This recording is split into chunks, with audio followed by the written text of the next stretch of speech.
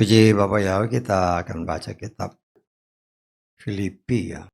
Kita baca Filipi pasal 3, mulai ayat 8. Atau kita baca semua ayat 1 lah, dari ayat 1 ya sampai ayat agak panjang sih, ayat 21. Nggak apa-apa ya. Filipi 3 ayat 1 sampai 21. Kita baca semua ayat ini bersama-sama. Dan supaya bacaannya sama, kita baca sesuai apa yang tertulis di depan. Filipi 3 ayat 1 sampai 21. Kita baca bersama 3, 4. Selebihnya, hai saudara-saudaraku, bersukacitalah di dalam Tuhan. Untuk menuliskan hal-hal yang sama kepadamu, bagiku sebenarnya tidaklah mencemukan, tetapi bagimu itu pasti.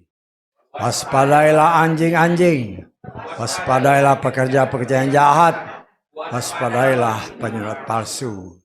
Sebab kita adalah orang yang bersunat, yang beribadah kepada Elohim dalam roh dan bermegah dalam Hamasya Yeshua, dan yang tidak bersandar dalam daging. Sekalipun aku yang juga memegang keyakinan dalam daging, bila mana ada orang lain yang berpikir untuk bersandar dalam daging, aku lebih lagi. Sunat pada hari ke-8 dari bangsa Israel, suku Benyamin, seorang Ibrani. Dari antara orang-orang Ibrani, menurut Torah, orang Farisi. Berdasarkan semangat yang menganiaya gereja, berdasarkan kebenaran dalam Torah yang tiada bercacat. Namun apapun yang dahulu merupakan keuntungan bagiku, aku telah menganggap hal itu kerugian karena Hamasya. Bahkan lebih lagi, aku juga menganggap segala sesuatu sebagai kerugian, karena meningkatnya pengenalan akan Hamasya Yeshua, Tuhanku. Dan yang karena dia, aku telah kehilangan segala sesuatu, dan menganggapnya sebagai sampah, supaya aku boleh mendapatkan Hamasya. Dan aku boleh didapati dalam dia tanpa memegang kebenaranku yang dari Torah, melainkan melalui iman Hamasya, yaitu kebenaran dari Elohim atas dasar iman. Untuk mengenal dia dan kuasa kebangkitannya dan persekutuan penderitaannya, supaya dijadikan serupa dengan kematiannya. Bila mana aku benar-benar dapat mencapai kebangkitan dari yang mati, bukan karena aku sudah mendapatkannya atau sudah disempurnakan, tetapi aku mengajarnya kalau aku pun dapat menangkapnya, karena aku juga telah ditangkap oleh Hamasya Yeshua. Hai saudara-saudara, aku tidak menganggap diriku sendiri telah menangkapnya. Tapi satu hal di satu sisi, dengan mengabaikan apa yang di belakang, dan di sisi yang lain dengan menjangkau ke depan, kepada apa yang di depan. Aku mengejar ke arah sasaran, yaitu hadiah, panggilan luhur Elohim dalam Hamasya Yeshua. Oleh karena itu, seberapa yang sempurna, biarlah kita memikirkan hal itu. Dan jika kamu memikirkan sesuatu yang berbeda, Elohim akan menyingkapkan hal itu pula kepadamu. Meskipun demikian, sesuai dengan apa yang telah kita capai, berjalanlah dengan patokan yang sama, pikirkanlah hal yang sama. Hai saudara-saudara, jadilah sesama peneladan denganku, dan apabila mereka yang hidup secara demikian, sebagaimana kamu menganggap kami contoh. Sebab banyak orang yang hidup yang sering kukatakan kepadamu, dan sekarang pun aku mengatakannya dengan menangis, sebab sebagai musuh-musuh salib Yeshua, yang kesudahannya kebinasaan, yang ilahnya perut dan kemuliaan ada dalam aib mereka yang memikirkan hal-hal duniawi. Sebab kewargaan kita berada di dalam sorga. Dari sanalah juga kita sangat menantikan juru selamat, yaitu Tuhan Yeshua Hamasya, yang akan mengubah tubuh ini kita untuk menjadi serupa dengan tubuh kemuliaannya, sesuai dengan daya kerja yang dengannya dia mampu bahkan menaklukkan segala sesuatu kepada dirinya. Haleluya, amin. Panjang ya, panjang kita baca, kita mengucap syukur oleh kemurahan Tuhan. Kita melihat di sini sangat luar biasa kerja ataupun karya Tuhan bagi seorang yang bernama Paulus ataupun Saulus, ya. Salah seorang rabi, salah seorang rasul yang diangkat oleh Tuhan sendiri sebagai rasul yang boleh dikatakan dikhususkan untuk bangsa-bangsa di luar bangsa Israel, ya. Karena ada satu ketetapan dengan para rasul yang lain, di mana dikatakan bahwa Petrus dan rekan-rekan yang lain itu bertugas untuk melayani orang-orang yang bersunat, dalam arti kata orang-orang Yahudi. Tetapi Paulus sendiri untuk orang-orang yang tidak bersunat, yaitu bangsa-bangsa non-Yahudi, ya. Kita melihat di sini suatu anugerah yang besar, ya. Kita lihat aja dalam Galatia pasal 2, ya. Kita baca mulai ayat 6, ya, sampai 9. Dan dari mereka yang dipandang sebagai sesuatu, apapun mereka itu sebelumnya, bagiku tidak sesuatu pun berbeda. Eloi menerima bukan penampilan manusia, karena mereka yang terpandang tidak menambah satu pun bagiku. Kecuali setelah melihat dari sudut pandang bahwa aku dipercayakan Injil bagi orang-orang tak bersunat, seperti halnya Petrus bagi orang-orang bersunat.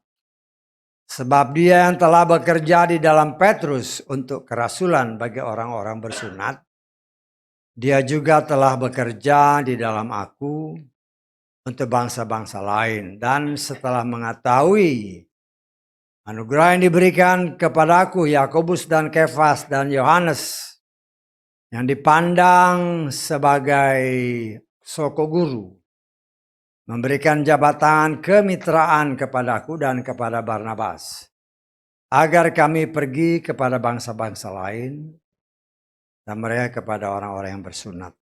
Ya, sebenarnya kalau dari kata-kata itu sudah terlihat, ya. Saya ingat ada pertanyaan kemarin waktu dari ibu yang udah pulang, ya. Kenapa sih? Kan karena bertanya tentang sunat, kan.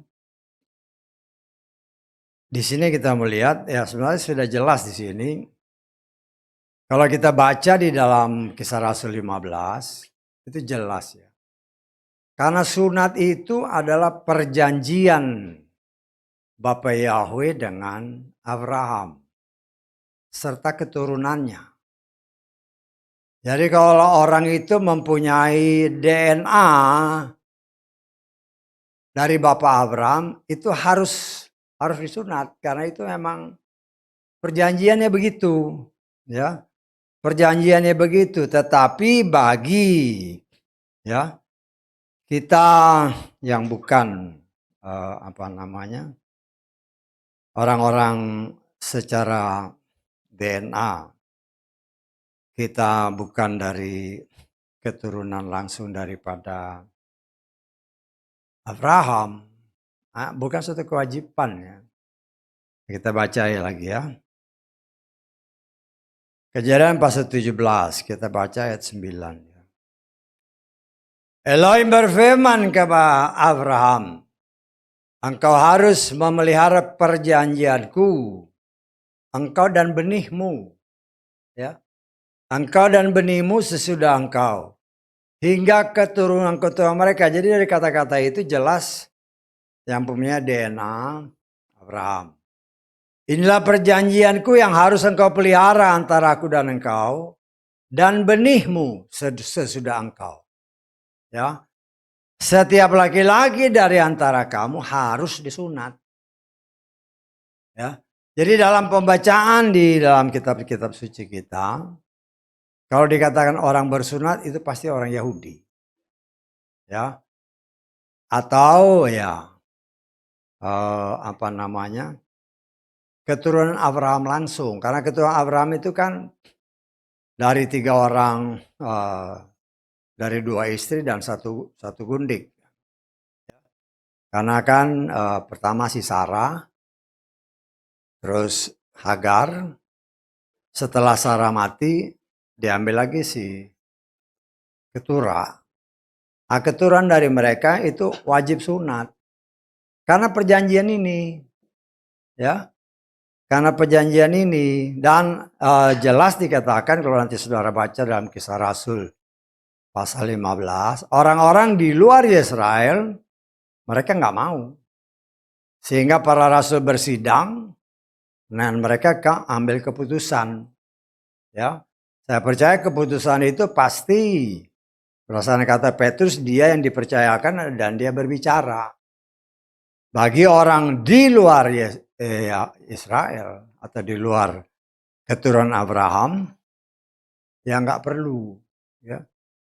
Ya, dan diketegaskan juga dalam Galatia pasal 5, bersunat atau tidak bersunat itu tidak ada artinya, itu tidak menyelamatkan.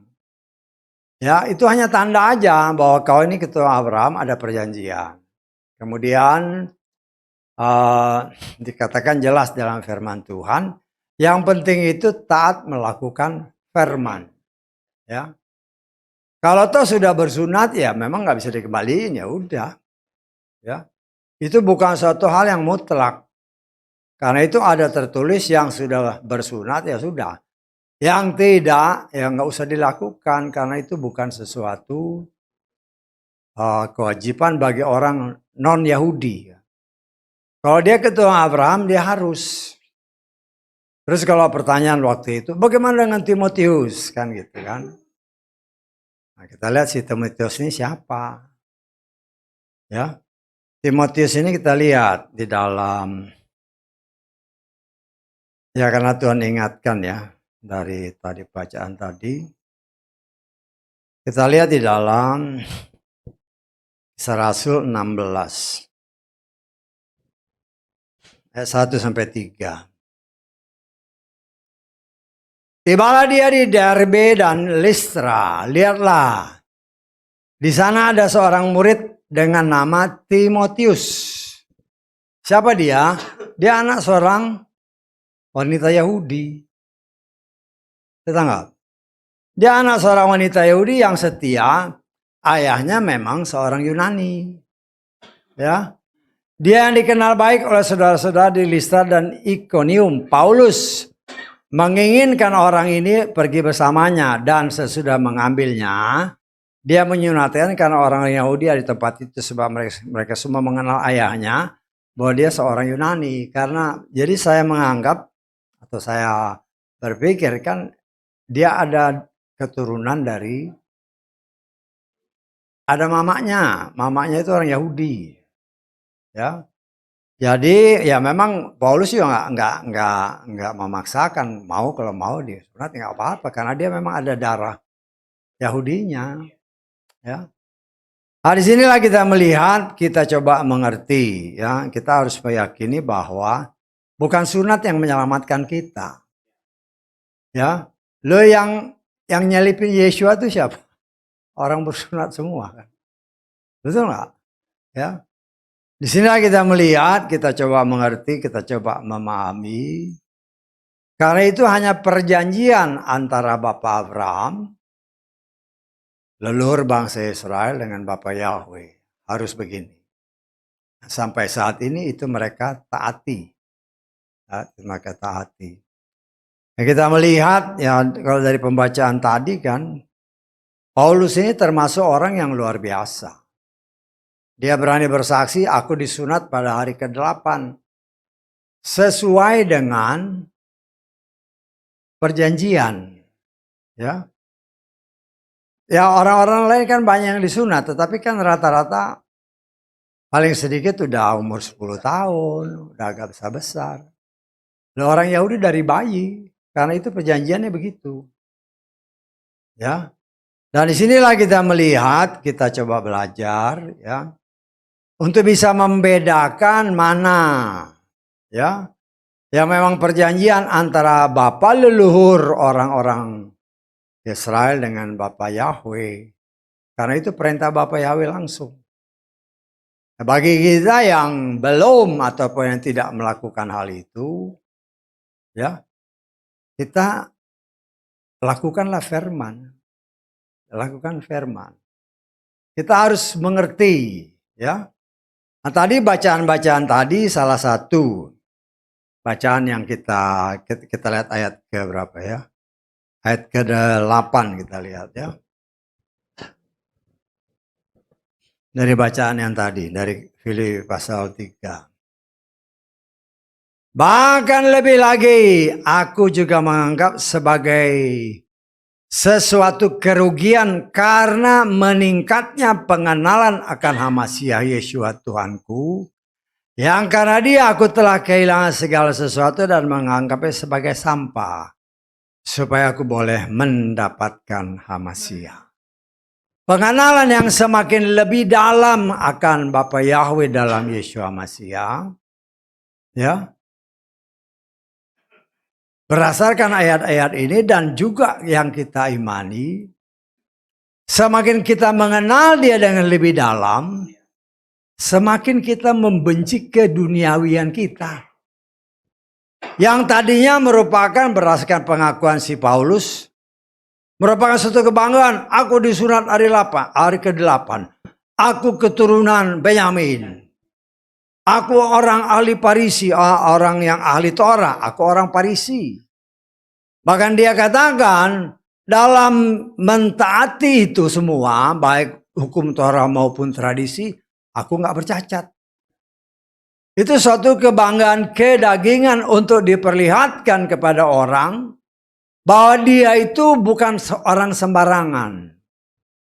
Tetapi ketika Yeshua memanggil dia, orang yang memang sudah dipilih sebelum dunia diciptakan, ya, dia tidak sedikit pun mundur, ya. Bahkan dia mengucap syukur, ya, dengan cara Tuhan yang luar biasa, ya.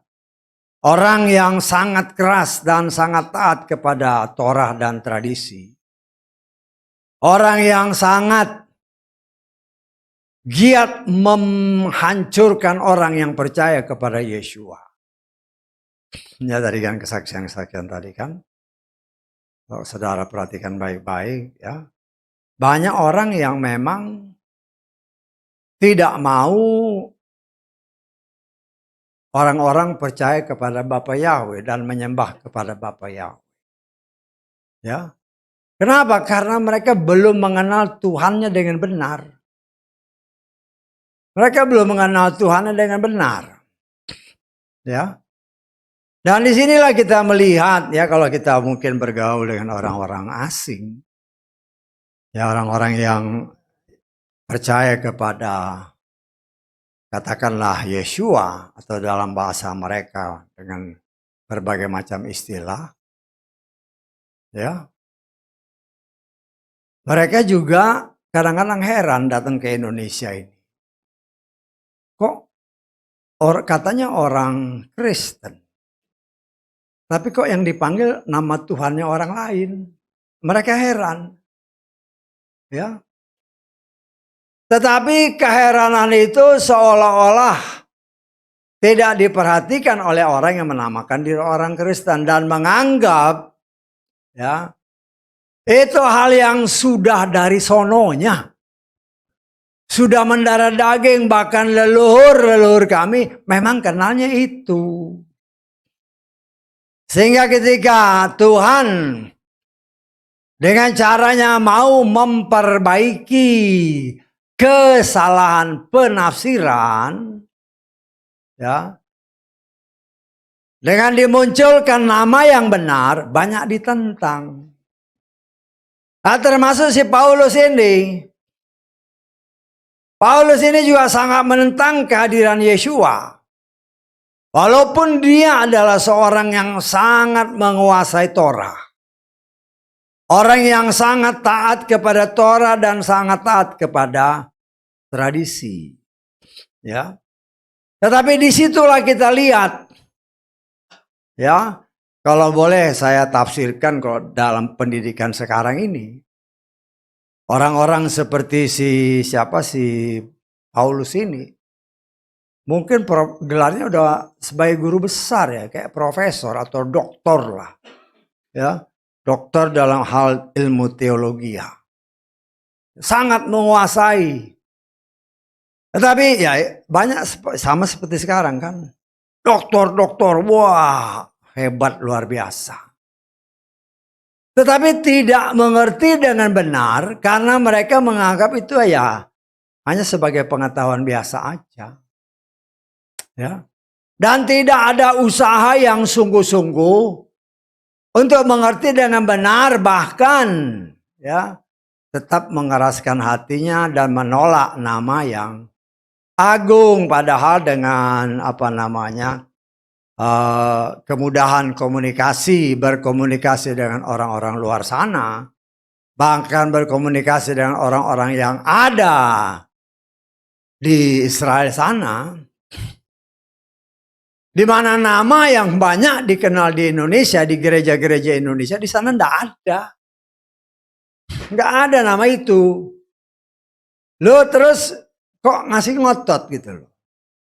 Tetapi kalau ngomong, waduh, luar biasa. Keselamatan datang dari bangsa Yahudi. Tapi yang kau panggil bukan Tuhannya orang Yahudi. Ya. Dengan berbagai macam argumentasi. Oh, itu kan orang Yahudi ya. Saya kadang-kadang, itu kan Tuhannya orang Yahudi. Tuhannya kita beda. Lah, bagaimana orang ini? Kenapa hal itu bisa terjadi? Ya, karena mata mereka seolah-olah tertutup. Ya, kenapa tertutup? Karena mereka, ya boleh kita katakan bukan anak Tuhan. Ya, bahkan murid-murid sendiri, kalau tidak dibukakan pikirannya sama Tuhan, mereka juga nggak kenal Tuhan. Ya, kita lihat di dalam kitab Lukas ya. Pasal 24 kita baca mulai ayat 44. Dia berkata kepada mereka, inilah firman yang telah aku katakan kepadamu ketika aku masih ada bersamamu, bahwa seharusnya lah digenapi semua yang telah tertulis di dalam Torah Moshe dan para nabi dan Mazmur mengenai aku. Ya.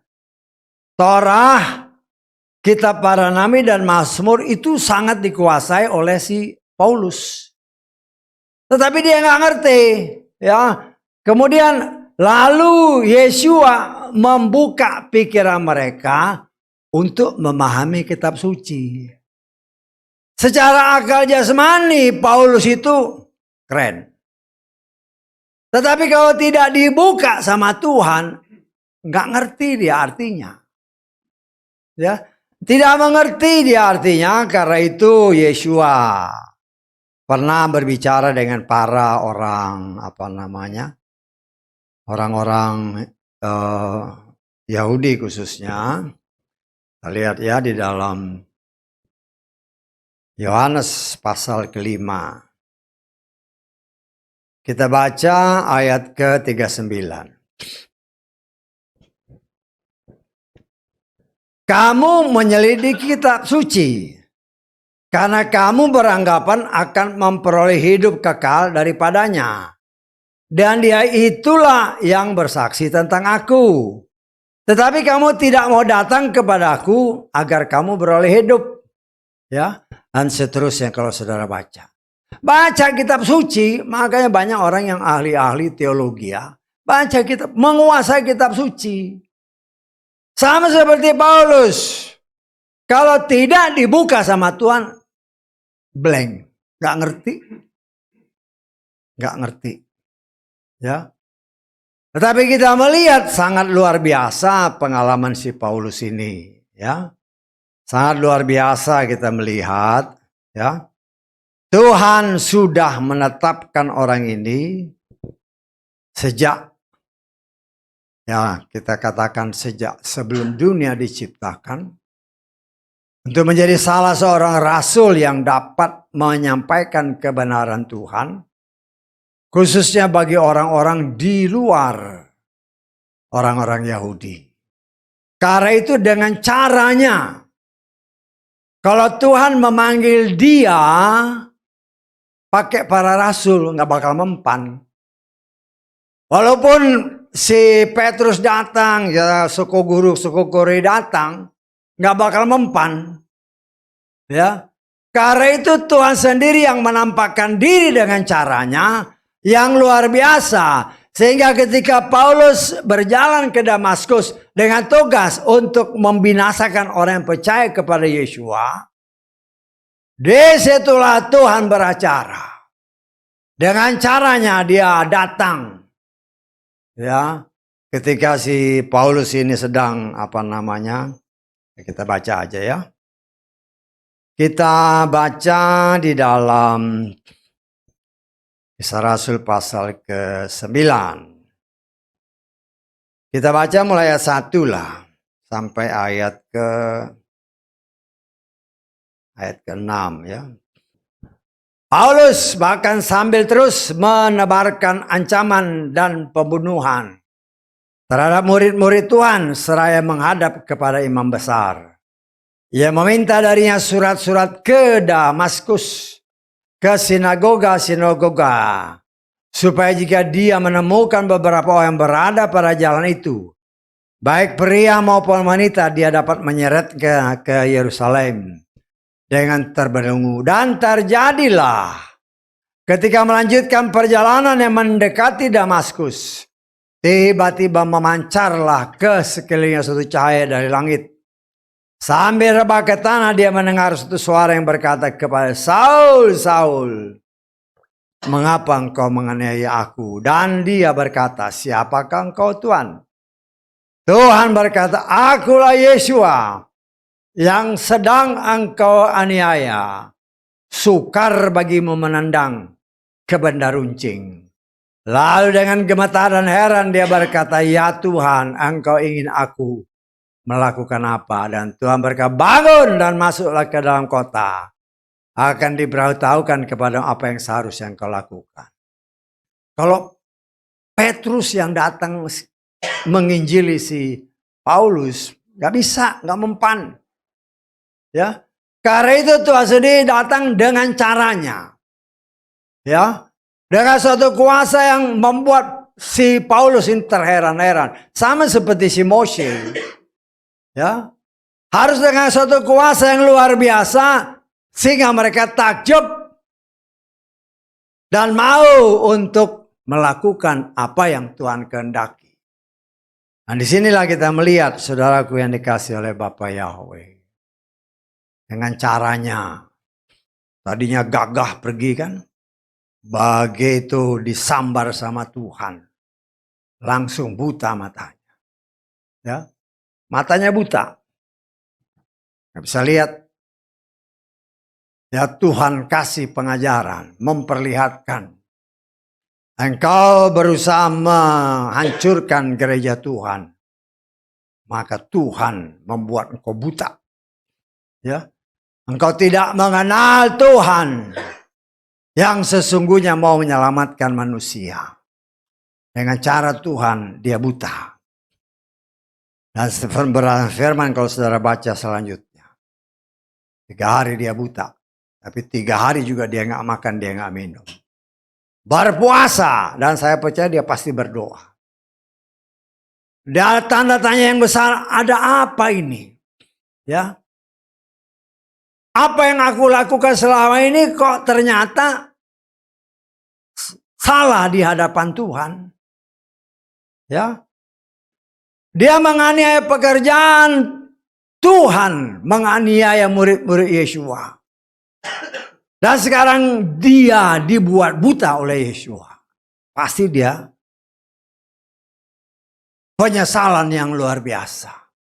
Karena pergumulan, karena dia menganggap apa yang dia kerjakan membasmi gereja adalah menyenangkan hati Tuhan. Tetapi dalam kenyataannya, sesungguhnya dia bertentangan dengan apa yang Tuhan kehendaki. Dan itulah cara Tuhan memanggil dia. Kita melihat saudaraku yang dikasih oleh Bapak Yahweh. Setelah Tuhan mengirimkan salah seorang muridnya, si Ananias. Ya, Paulus didoakan. Kemudian matanya celik. Kemudian dia dibaptis. Ya, dia punya dasar pengetahuan tentang Torah, tentang baik itu semua Torah, para nabi, para kitab para rasul, kitab surat-surat itu dia kuasai semua. Tanakh itu dia kuasai semua. Baik Torah, kitab para nabi, tulisan-tulisan para nabi, para rabi-rabi dia hafal semua. Ya. Artinya sebenarnya dia orang yang sudah komplit. Ya. Tetapi dia nggak ngerti apa yang dia pelajari itu. Tetapi kita melihat kenapa dia nggak ngerti, kan jadi begitu. Kita sudah belajar bahwa seperti apa yang Yeshua katakan. Kepadamu, kepada murid-murid, kepada anak-anak Bapa Yahweh, firman itu dibuka. Tetapi kepada orang luar, itu hanya diberi perumpamaan. Dan itulah yang terjadi bagi para orang-orang Yahudi, termasuk si Paulus ini. Tetapi begitu dia bertobat karena pukulan Tuhan yang sangat luar biasa. Kemudian dia dicelikkan kembali matanya oleh Tuhan dan dia dibaptis. Artinya dia menerima Yeshua sebagai Tuhan dan Juru Selamatnya. Baru matanya terbuka. Club lah. Ya. Nah kita melihat apa akibatnya. Kita lihat di dalam Kisah 9 ini ayat 20. Ya, ayat 20. Setelah dia dibaptis, kemudian apa yang dia lakukan?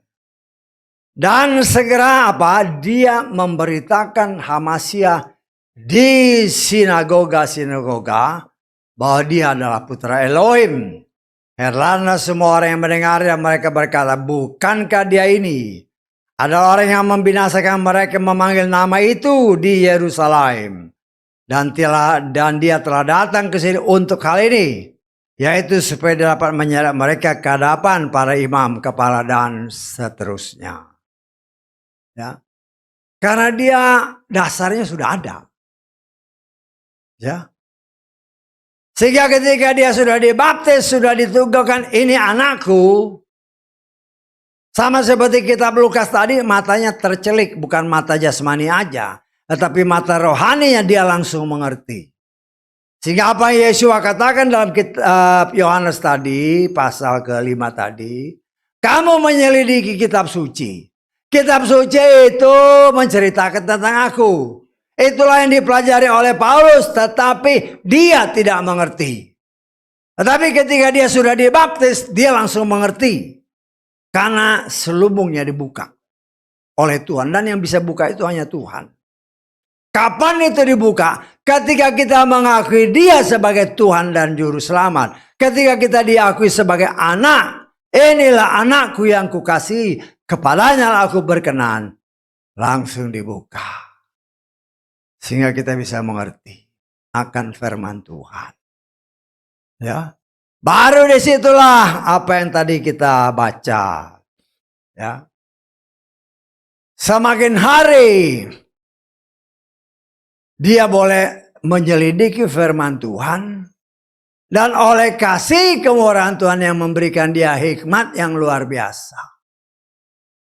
Dia boleh oleh kemurahan Tuhan mengenal Tuhan dengan benar. Kita baca Efesus pasal 1 ayat ke-17. Supaya Elohim Tuhan kita Yeshua Mashiach, Bapa kemuliaan, dapat memberikan kepada kamu roh hikmat dan penyingkapan atau pewahyuan dalam pengenalan akan dia. Ya, karena terjemahan ini agak kurang bagus ya. Saya baca terjemahan Lugas. Agar Elohim Tuhan kita Yeshua Mashiach Bapa kemuliaan memberikan kepada kamu roh hikmat dan wahyu untuk apa? Untuk mengenal dia secara benar. Kalau kita sebagai anak Tuhan, kita sudah diadopsi sebagai anaknya, maka dia memberikan tanda, dia meteraikan kita dengan Roh Kudusnya. Dan Roh Kudus inilah yang memberikan kita hikmat. Sehingga ketika kita membaca firman, kita ngerti apa maksudnya. Ya. Dan bukan saja mengerti sampai di situ. Tetapi dengan pertolongan Roh Kudus, dia memampukan kita untuk melakukannya. Karena ada tertulis iman tanpa perbuatan, mati. Karena itu Tuhan menghendaki saudara dan saya, bukan saja membaca firman, ya, tetapi benar-benar mengerti firman itu, dan dengan pertolongan Roh Kudus mempraktekkannya di dalam kehidupan kita.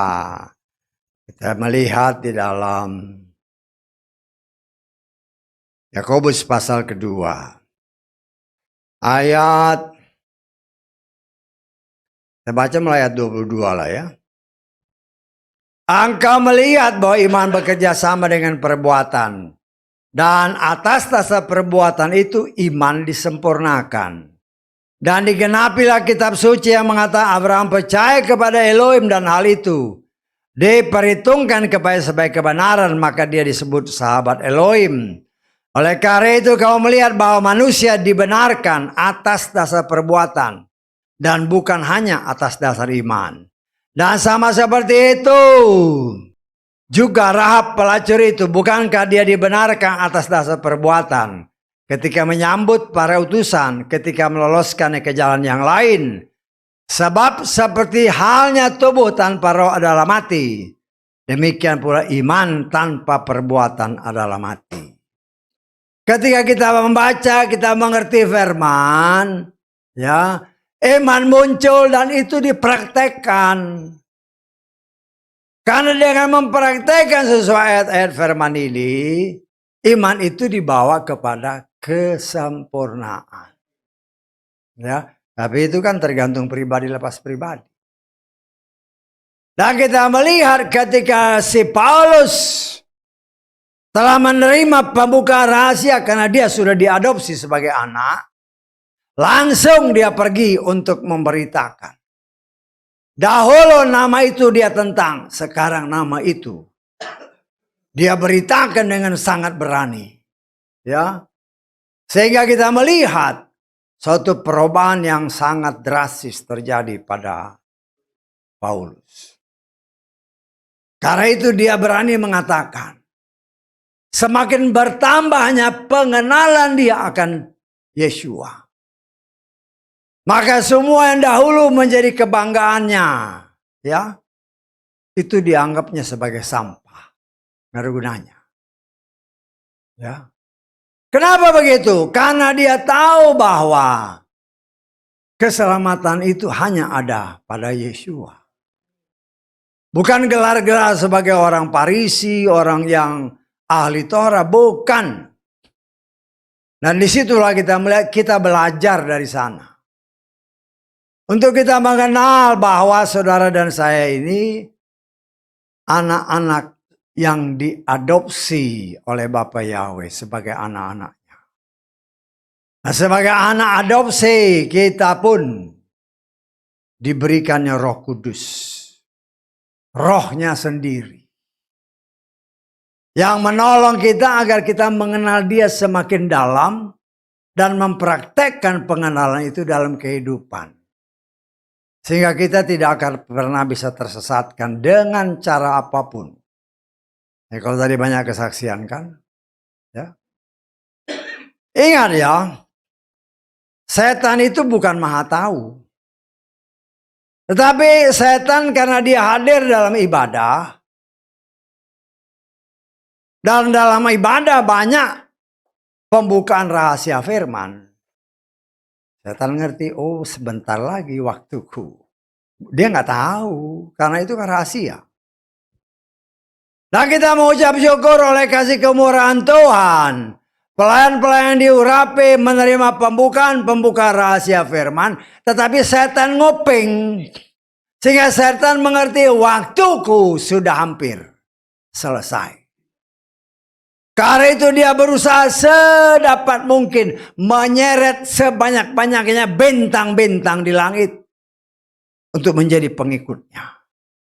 Bahkan dikatakan sepertiga bintang diseretnya. Berbicara bintang, berbicara anak-anak Tuhan yang seharusnya memancarkan terang di tengah-tengah kegelapan dunia. Tetapi karena daya tarik yang luar biasa dari dunia. Daya tarik kedagingan yang memang enak dinikmati oleh daging. Yang tanpa disadari dapat membawa kepada kebinasaan. Sehingga jangan heran apabila kitab suci kita sudah menyatakan. Bintang-bintang sepertiga ditariknya. Karena bintang-bintang ini lebih tergiur dengan apa yang berasal dari dunia ini. Kenapa? Kan tadi ayat-ayat yang kita baca, Tuhannya itu perutnya. Ya. Kita ini memang warga kerajaan sorga. Ya. Kita ini saya percaya dengan iman. Kita ini nama kita sudah tertulis di dalam kitab kehidupan. Ya. Oh enak aja. Lo percaya. Ya. Saya mau katakan kepada saudara dan beberapa kali pernah saya ingatkan. Ya. Yudas itu namanya pernah tercatat di sorga. Pernah tercatat. Ya. Tetapi karena ketidaksetiaannya, dia terseret dengan keinginan daging yang membuat dia namanya dihapus. Ya. Itu seorang tanya kan, apa dasarnya? Loh itu tertulis. Ya kita baca di dalam kitab Lukas ya. Lukas pasal ke-10. Kita baca mulai ayat 17. Ke-70 orang itu kembali dengan sukacita sambil berkata, Tuhan, bahkan roh-roh jahat pun tunduk kepada kami dalam namamu. Dan dia atau Yesua berkata kepada mereka, aku melihat setan jatuh dari langit seperti kilat. Lihatlah, ya. Aku memberikan kepadamu otoritas untuk menjejakkan kaki di atas ular dan kalajengking, atas segala kuasa musuh, dan bahkan tidak ada sesuatu pun yang dapat melukai kamu. Perhatikan. Akan tetapi dalam hal ini janganlah kamu bersukacita karena roh-roh itu tunduk kepadamu. Tetapi lebih bersukacitalah karena apa? Namamu tertulis di sorga. Siapa yang tertulis ini? Nama murid-murid. Karena mereka memberitakan Injil, setan dihancurkan kuasanya. Kan berdasarkan ayat ini, namanya tertulis di sorga. Asal tetap setia. Ya. Terus bagaimana Yudas? Nah Yudas ini kita lihat di dalam Mazmur 69. Ayat ke-28. Ayat saya punya 28, dia di sini 29. Ayat 29. Hapuslah mereka dari kitab kehidupan. Jangan biarkan mereka ditulis bersama orang-orang benar. Yudas itu tidak setia. Karena itu namanya bisa dihapus. Saya nggak? Ya. Nama saudara dan saya pun tertulis dalam kitab kehidupan. Kita mengimani itu. Tetapi kalau orang yang punya kualitas iman seperti Yudas, yang mengikuti Tuhan selama kurang lebih 3,5 tahun. Dan hidup bersama Yesus selama 3,5 tahun. Melakukan mujizat bersama-sama. Tetapi karena ketidaksetiaan, coret. Dihapus. Ya. Tuhan mau mencari orang yang setia. Setia sampai mati. Sampai selesai kehidupan kita di muka bumi ini. Bukan setia hanya sekedar setia. Tetapi Tuhan mencari orang-orang yang mau setia. Sampai mati. Kita baca Wahyu pasal 2. Ayat ke 10. Janganlah engkau takut terhadap apa yang akan segera engkau derita. Lihatlah, si setan akan segera menjebloskan dari antara kamu ke dalam penjara. Agar kamu dicobai dan kamu akan mengalami kesukaran 10 hari. Perhatikan, jadilah setia sampai pada kematian. Aku akan memberikan kepadamu mahkota kehidupan. Kalau kita setia. Janji Tuhan, Dia akan memberikan kehidupan sampai selamanya. Itu janji Tuhan. Tuhan setia kepada firman-Nya. Kita belajar untuk setia kepada firman-Nya. Ya, saudara dan saya ini berdasarkan firman yang tadi kita baca. Kita ini warga kerajaan sorga. Karena itu jangan sampai ya status kita sebagai warga negara kerajaan sorga itu dicoret. Kita nih katakanlah di dunia ini kan status kita sebagai warga negara Indonesia. Ya. Tetapi kalau kita katakanlah suatu saat ya karena bisa jalan-jalan keluar, di luar sana kita menjelek-jelekan bangsa Indonesia, negara kita, segala macam undang-undang, segala macam para pemerintah dijelek-jelekkan, ya, itu pasportnya bisa dihapus, ya. Kalau pasti di Indonesia pasti ditangkap langsung. Ya, tapi merasa diri, oh nggak apa-apa udah bebas di sana, main ngoceh seenaknya, nggak bisa lagi masuk dia, ya. Itu aturan dunia, semua ada aturan-aturan yang harus diikuti, termasuk aturan. Kita kemarin belajar tentang aturan dari Torah. Ya. Aturan dibuat supaya teratur sesuai dengan kehendak Tuhan. Karena itu kita diberikan pelajaran firman Tuhan supaya kita mengerti. Saudara dan saya saat ini sedang dididik, engkau warga kerajaan sorga, kata firman Tuhan tadi.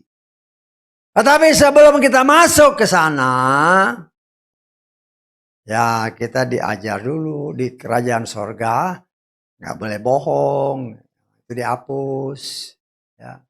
Nggak boleh mencuri, ya jangan mencuri, itu kan dikasih tahu. Itu dibekali dulu, ya. Mau jadi warga kerajaan sorga yang menetap selamanya, ini kan baru terdaftar aja dalam kerajaan sorga.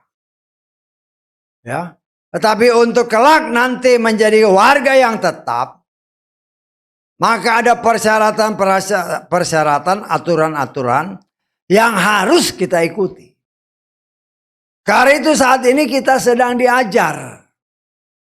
Ya, ya kita melihatkan beberapa belakangan ini kan, tahun-tahun belakangan ini, di mana atas kehendak Tuhan, orang-orang Yahudi khususnya dari 10 suku yang tersebar ke seluruh pelosok muka bumi, mereka dihimbau untuk kembali. Karena itu perintah Tuhan. Ya, orang yang mempunyai DNA yang dianggap layak untuk kembali, mereka kembali. Ya, dari berbagai macam bangsa, berbagai macam suku di mana mereka tinggal sudah puluhan tahun bahkan ribuan tahun mungkin. Ya. Karena itu kan terjadi sekitar zaman-zaman siapa namanya?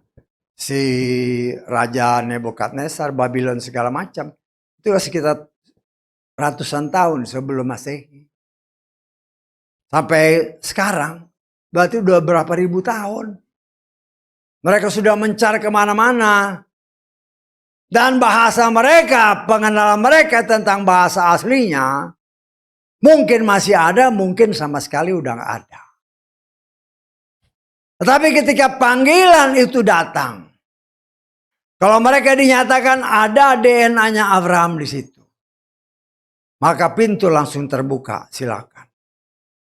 Begitu mereka masuk, bukan langsung ditempati, diajar dulu aturan di negara ini kayak gini, bahasanya kayak gini, semua dilengkapi. Baru mereka dibaurkan dengan penduduk yang sudah ada. Demikian juga kita, ya. Umat Tuhan kita sedang dipersiapkan untuk kembali. Ya. Bukan lagi di dunia ini, karena dunia ini akan dimusnahkan karena ada tertulis, terkutuklah tanah karena engkau. Kata firman Tuhan kepada Adam. Terkutuk ya sudah terkutuk. Ya. Karena itu Tuhan bikin dunia yang baru. Dengan langit yang baru. Nah, untuk menjadi penghuni di tempat yang baru, maka sekarang ini oleh karena kemurahan Tuhan kita sedang dididik sesuai dengan apa yang tertulis. Karena semua aturan, perintah dan ketetapan termasuk tata ibadah ini, dilihat Mose, inilah contohnya kayak gini. Nah itulah yang kita harus ikuti, dan saya percaya semua aturan itu adalah aturan yang dari sorga. Ya, hanya setelah turun di muka bumi ini, mulai banyak modifikasi kan, modifikasi seperti minggu kemarin, hari Sabat kemarin kan, mencuri 1 lembu ganti 5 lembu. Sekarang nggak ada lagi, kemungkinan besar udah nggak ada lagi itu. Cuman modelnya diganti. Kamu nyuri ini, ya modelnya diganti. 1 sapi berapa? Katakanlah 10 juta. Ya, 10 juta itu kira-kira berapa tahun? Katakanlah 10 juta itu mungkin 1 tahun imbalannya. Ya sekitar 1 tahun. Tetapi karena harus ganti 5 ekor, berarti 5 tahun kau di penjara. Setangkap. Jadi semua apa yang tertulis itu banyak ditiru oleh bangsa-bangsa karena memang dasarnya itu. Itu hukum yang murni. Tetapi disesuaikan dengan perkembangan bangsa-bangsa. Mulai diganti. Nggak ada lagi ganti apa namanya. Lembu ganti lembu, lembu ganti duit. Kecilin. Ya. Lah kita harus mengerti akan firman Tuhan dengan benar. Sebagai orang yang memang sedang dipersiapkan oleh Tuhan. Dan sebagaimana contoh yang diberikan melalui Paulus. Setelah mengenal Tuhan dengan benar. Semua apa yang dahulu pernah dilakukan, tinggalkan semua. Jangan lagi disentuh. Abaikan, jadikan itu sampah. Ya, semua perbuatan-perbuatan yang tidak benar, tinggalkan. Ya, tetapi ya beberapa waktu yang lalu kita diingatkan kan mengenai hukum tabur tuai. Kalau kita pernah menaburkan yang tidak benar, cabut dulu. Ya. Cabut dulu, kita mungkin lupa apa yang kita tabur. Tetapi dia yang mencatat tidak pernah lupa. Kalau sesuatu yang baik, ya puji Tuhan. Tetapi kalau sesuatu yang tidak baik yang pernah kau taburkan, kalau tidak engkau cabut, suatu saat akan menghasilkan buah dan pada saat itu kau akan kaget. Loh, kayak begini. Karena itu saudaraku yang dikasih oleh Bapa Yahweh, kita sebagai anak-anak Tuhan. Ya, jangan seperti orang dulu. Kita butuh makan. Ya. Tapi jangan keinginan perut ini. Kalau kita salah di dalam mempraktekannya, itu bisa membuat kita melakukan kejahatan. Banyak orang kan karena lapar akhirnya mencuri. Orang yang mungkin ada hal-hal yang lain karena perut. Segala sesuatu di dalam kehidupan manusia itu kan sebenarnya untuk perutnya. Betul nggak? Kalau kita mau fair ya. Kalau kita mau fair, kita melihat. Kita kerja buat apa? Untuk makan. Untuk perut. Ya. Kita lihat ya. Kita lihat di dalam Pengkhotbah pasal 6. Ayat ke-7. Segala jerih lelah manusia. Untuk apa? Untuk mulutnya. Namun jiwanya masih tetap belum dikenyangkan. Kita kerja memang untuk mulut, untuk perut. Ya. Tetapi itu bukan segalanya bagi orang yang percaya kepada Bapa Yahweh. Karena Yesua berfirman, Bapa Yahweh berkata, manusia hidup bukan hanya dari makanan-makanan yang ada, roti dan segala macam, tetapi juga dari firman Tuhan. Artinya kita selain memang tubuh jasmani perlu hal-hal seperti itu. Setelah manusia jatuh dalam dosa ya kita perlu itu semua. Tetapi nanti setelah kita diperbaharui, makan itu bukan sesuatu hal yang perlu. Ya. Ketika Yesua bangkit sebagai dengan tubuh kemuliaan. Ya, dia nggak perlu makan. Tetapi untuk kasih lihat sama murid-muridnya percaya, ya, dia nanyakan, ada makanan nggak? Supaya kasih lihat sama mereka bahwa dia itu adalah bukan seperti setan. Setan tuh nggak bisa makan. Kita pun akan seperti itu nantinya. Lihat Moshe 40 hari 40 malam dia nggak makan. Kenapa dia nggak makan? Karena dia ketemu Tuhan langsung. Nah kita melihat di sini suatu perubahan yang sangat drastis. Apabila kita benar-benar hidup bergaul dengan Tuhan. Maka segala sesuatu yang sekarang ini kita anggap suatu keuntungan. Akan kita anggap sebagai kerugian. Semakin bertambah kita mengenal dia. Semakin kita merasakan bahwa dahulu yang aku buat. Sesungguhnya sesuatu yang tidak berguna. Hanya untuk memuaskan kedagingan. Hanya untuk memuaskan kedagingan. Ya. Karena itu kita belajar selama bisa. Kita coba merubah. Ya. Karakter-karakter lama yang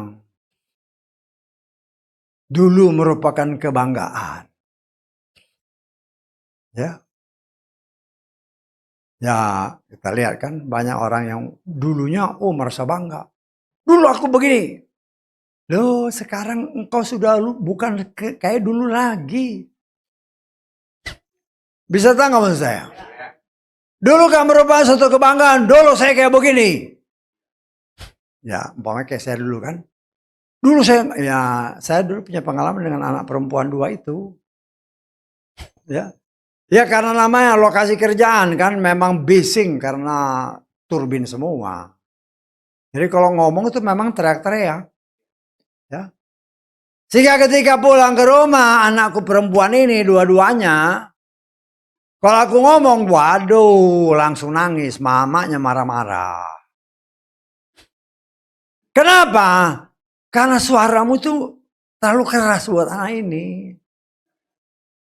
Loh itu kan perlu sesuatu tindakan dari kita untuk robah. Kadang-kadang kita dengarkan, dulu aku juga gini, suka teriak-teriak. Jangan sekarang, jangan lagi.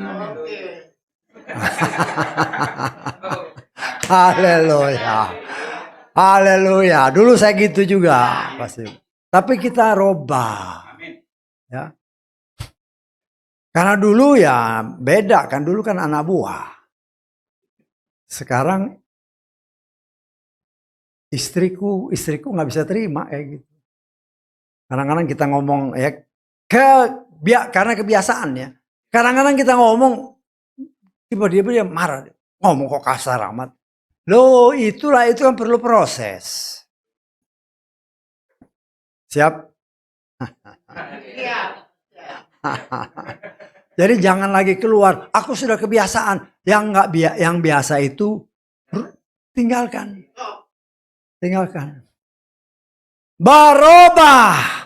Karena saudara dan saya tidak lagi sama dengan yang dulu. Dan itu hanya dapat terjadi kalau kita mau. Kalau mau ya, kalau nggak mau nggak bisa. Itu harus timbul dari hati kita sendiri. Saya mengajak saudara kita semua ya. Kita ini nggak ada yang benar. Karena itu sedang dibenarkan sama yang mempunyai kebenaran. Ya. Kita tidak bisa mengatakan akulah jalan kebenaran hidup, nggak bisa. Cuma dia. Karena kita sedang dirubah oleh dia menjadi sama seperti dia. Untuk dirubah itu, bagi Paulus memang sangat sulit. Tapi karena dia berkata di dalam banyak suratnya, aku yang hidup bukan lagi aku. Tetapi Yeshua ya yang hidup di dalam aku. Ya. Salah di dalam Galatia pasal 2. Ayat ke-20. Aku telah disalibkan bersama Masiah. Aku hidup, tetapi bukan lagi aku. Melainkan Masiah hidup di dalam aku. Dan apa yang sekarang aku hidup di dalam daging, aku hidup oleh iman Putra Elohim yang telah mengasihi aku dan yang telah menyerahkan dirinya demi aku. Dia berkorban bagi saudara dan saya.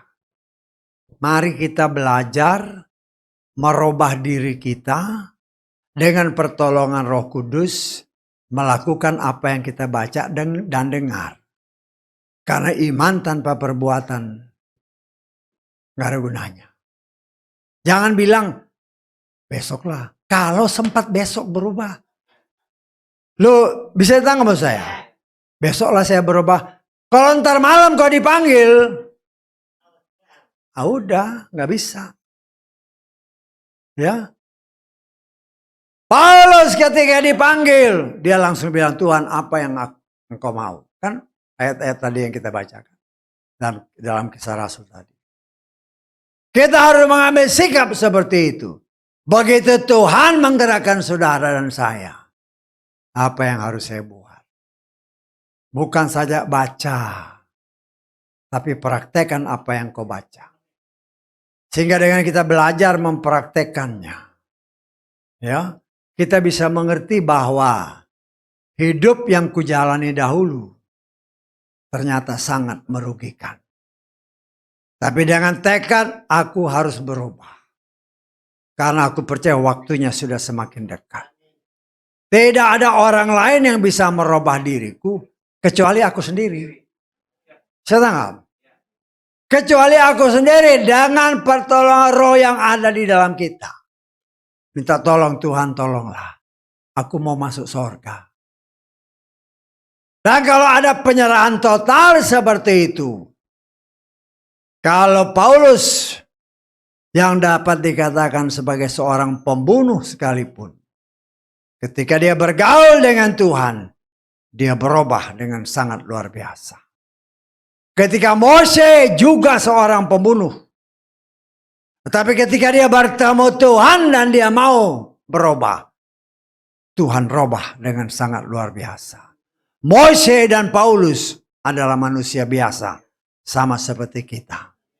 Hanya tinggal, apakah kita mau punya tekad seperti mereka? Begitu bertemu dengan Tuhan, aku harus berubah. Sehingga aku ketemu bukan hanya sekali, tapi bertemu dan hidup bersama Dia sampai selamanya. Haleluya, amin. Mari kita bangkit berdiri.